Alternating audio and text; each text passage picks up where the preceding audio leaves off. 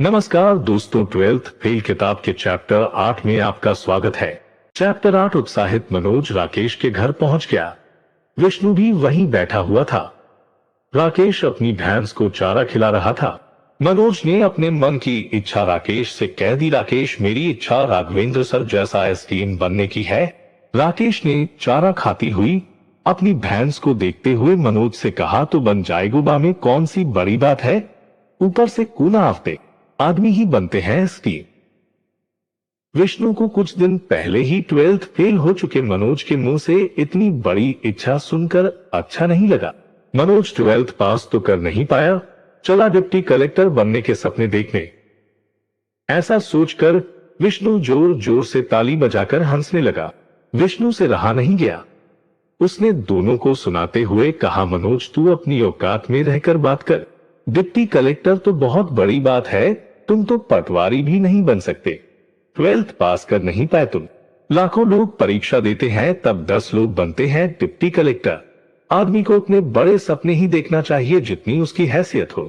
विष्णु ने मनोज के मन में पल रहे सपने को चकनाचूर करने की कोशिश की। मनोज और राकेश पर अपनी विजय से प्रसन्न विष्णु ने मनोज को सलाह दी, देख मनोज, तू इस जन्म में तो 12th पास करना पावेगो, इसलिए नौकरी करने के शेख चिल्ली के सपने देखना तो छोड़ ही दे।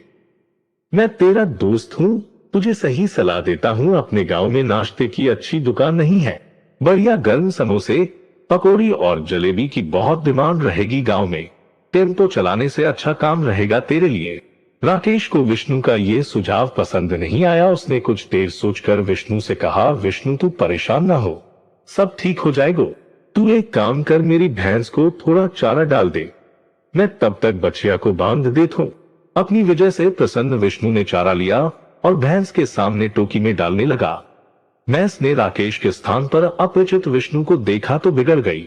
उसने अपनी गर्दन हिलाई और विष्णु को सींग मारने के लिए झपटी।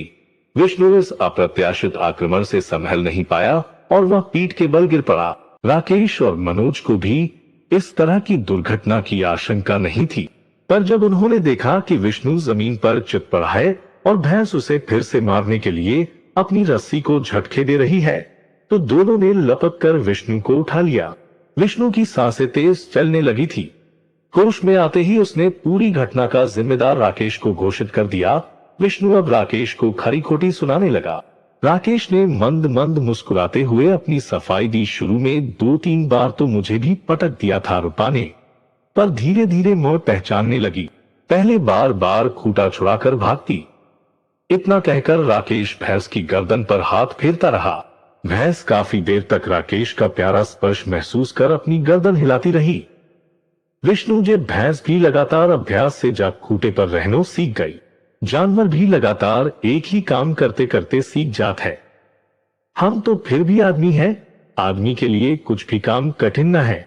राकेश ने एक आक्रामक विराम के बाद अपने मन में बहुत देर से रुकी हुई बात विष्णु से कही। विष्णु को उम्मीद नहीं थी कि अनपढ़ राकेश भैंस के उदाहरण से पढ़ाई और सफलता के सिद्धांत की बात समझाएगा।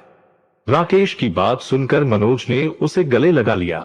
मनोज के मन में छाई घोर निराशा के बीच एक बार फिर उम्मीद की किरण फूट पड़ी।